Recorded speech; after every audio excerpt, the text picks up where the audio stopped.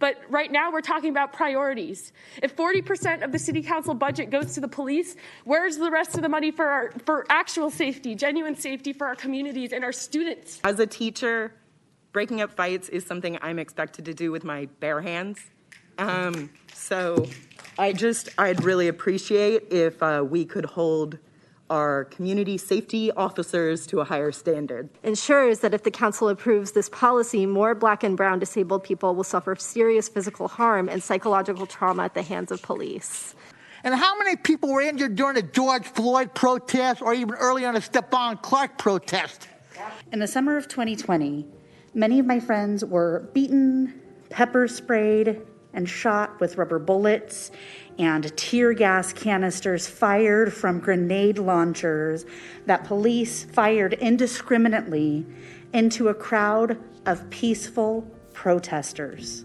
SAC PD has shown us that they cannot use this equipment responsibly and that they will use it against civilians, not to keep us safe. I demand that you reject this. And why 40% of your budget goes to their department and its weapons of war means that we don't have any money on to teach or foster cultures of violence prevention and how to minimize intercommunal harm. We need to demilitarize the police. The example from the top down, they need to show us that they can go and advance safety without using guns. With this money, we could hire 4 teachers with benefits just for the price of the Rook alone, which costs $400,000. We could hire 4 teachers. Sacramento City Unified doesn't have 100 teachers that they need right now. Students don't have teachers, and I understand the funding streams might be different, but right now we're talking about priorities. Or on the receiving end, in abridgment of my right to peaceful assembly. And, it's funny that, we're subjugated to chemical weapons that, would be illegal on the world stage. The police department has not shown that this equipment is necessary. They have not shown military equipment will safeguard public welfare, civil rights, and civil liberties. They have not shown that this equipment is cost effective or they have tried alternatives, and they have not complied with its own military weapons policy in the past. We want our police to have a guardian mentality, not a warrior mentality.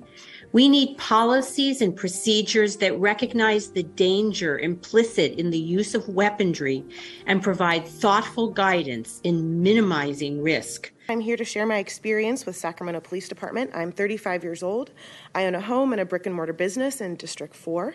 I think it's unfortunate that I have to disclose this information as if those things would make my story more valid. But there is this false narrative that the only people that are hurt by SAC PD are lawless, which simply isn't true. The culture of brutality among the Sacramento Police Department must change.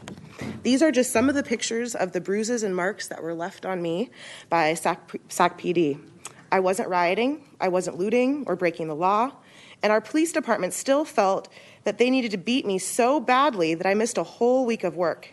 And sadly, I'm one of the lucky ones. This is Danny Garza. He was targeted and shot in the head with rubber bullets, and he's still suffering from brain damage today. The Sacramento Police Department's draft of the military use policy does not meet the requirements of AB 481. The city manager's office and police department refused to take any community requests for the coffee and cops conversations, causing them to be counterproductive and downright traumatic.